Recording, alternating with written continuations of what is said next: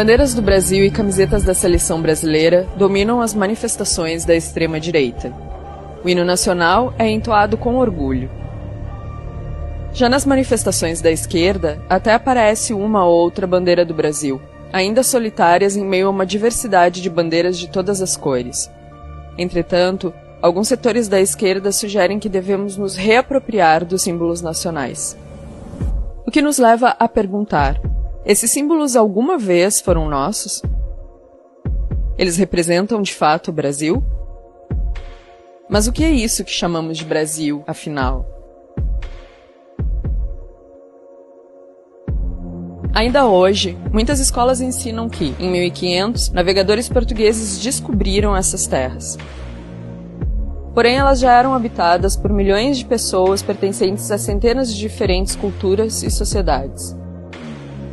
O que se chama de descobrimento, na verdade, foi a invasão destas terras por reinos europeus com o objetivo de explorar seus recursos naturais e humanos e enviar as riquezas para a Península Ibérica. Brasileiro era como se chamava quem extraía e comercializava o pau-brasil, devastando as matas para enviar madeira ao continente europeu. Por isso, brasileiro é a única nacionalidade que termina com o sufixo eiro, que designa profissão, não pertencimento. Embora o Brasil tenha oficialmente deixado de ser colônia com a sua independência em 1822, hoje ainda se mantém a mesma relação com estas terras, explorando recursos naturais e humanos para extrair materiais valiosos a baixo custo e assim enriquecer um pequeno grupo de pessoas, muitas vezes no exterior. Com a chamada independência, deixamos de ser colônia de Portugal para nos tornarmos colônia do capitalismo global. Se antes portugueses saqueavam pau-brasil e ouro, hoje o agronegócio devasta florestas para transformar em plantações de soja e pasto para gado. Destrói rios, biomas e comunidades para extrair minério e petróleo que depois são exportados para o norte global. Se no início esse projeto chamado Brasil era administrado pela nobreza portuguesa, depois da proclamação da República foi continuado por militares e pela elite econômica. Se antes povos indígenas e africanos eram escravizados para trabalhar nas plantações, moinhos, engenhos e charqueadas, hoje milhões de pessoas são ameaçadas pela violência policial, pelo aprisionamento em massa, pela precarização do trabalho e pela fome, para que se conformem em aceitar ninharias em troca da sua mão de obra.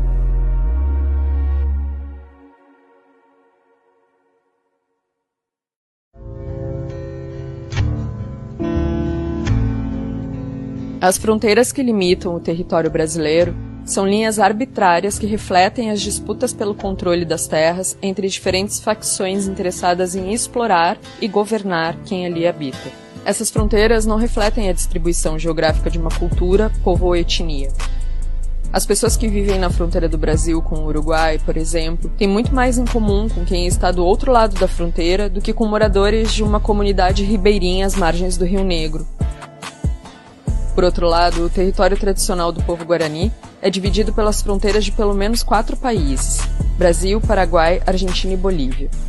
Ao mesmo tempo que existem povos da Amazônia que não sabem uma única palavra em português e nunca tiveram contato com representantes do Estado brasileiro. O que justifica a existência dessas fronteiras, senão o desejo do Estado brasileiro e das elites econômicas pelo controle dessas terras? O que essas pessoas têm em comum e o que as diferencia das demais habitantes da América Latina, senão o fato de habitarem o território ocupado pelo Estado brasileiro?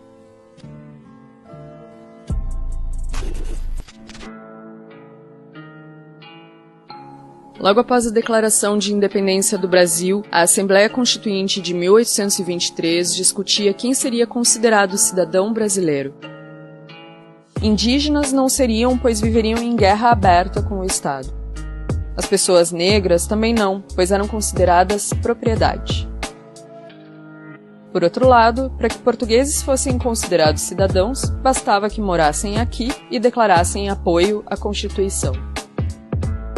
E embora a Constituição de 1988 preveja a igualdade de direitos a toda pessoa nascida neste território, na prática, as distinções de cidadania persistem. Não dá para dizer que indígenas na cidade ou no meio da floresta e pessoas negras, moradoras das periferias, tenham de fato os mesmos direitos da elite branca. A ideia de um povo brasileiro e de uma cultura brasileira é uma construção artificial e criada com o propósito de nos controlar e governar. Afinal, um povo uniforme, que fale uma só língua, que tenha hábitos e cultura parecidos, é muito mais fácil de controlar do que um território com centenas de povos e uma grande diversidade de idiomas e tradições.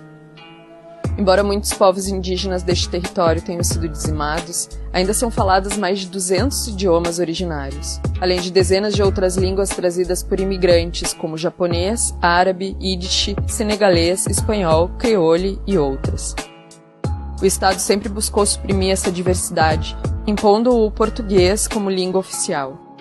Nos anos de 1940, durante o governo de Getúlio Vargas, imigrantes japoneses, italianos e alemães foram proibidos de falar seus idiomas nativos.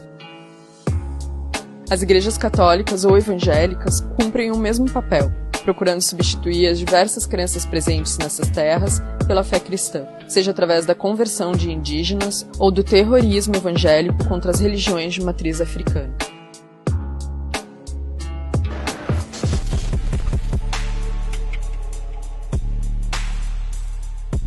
Desde a infância nos empurram mentiras e doutrinação para criar um sentimento de patriotismo, de orgulho por um projeto que nunca visou o bem comum.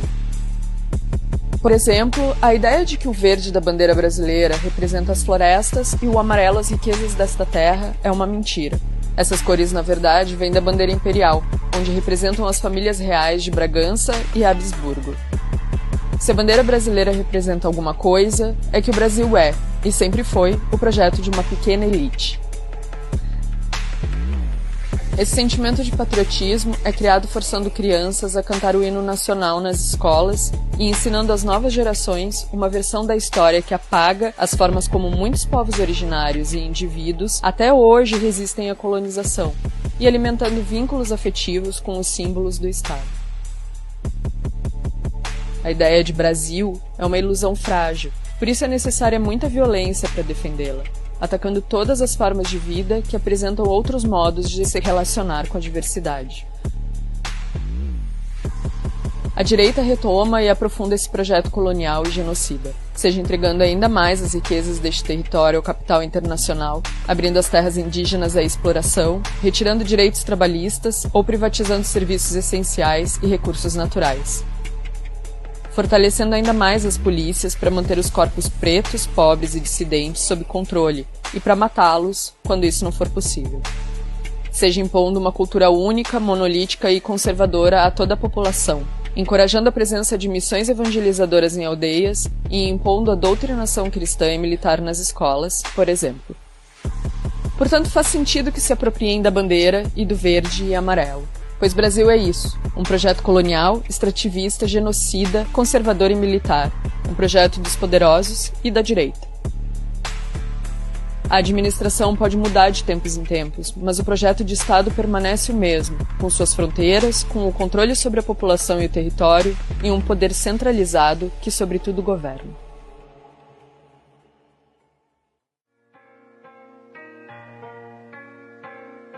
Mas isso não significa que devemos criar um novo projeto de Estado-nação, um novo hino, bandeiras e novas fronteiras. Isso seria só mais uma tentativa de dizer a milhares de diferentes comunidades como devem viver suas vidas e novamente impor uma falsa unidade. Pois todo Estado é uma ferramenta de controle, de coação, de governo.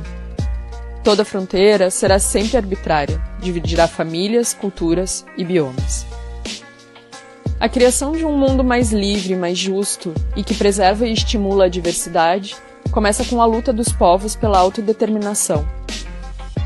Passa pela criação de redes e comunidades autônomas, mas solidárias, capazes de resistir juntas contra aqueles que buscam nos dominar e subjugar.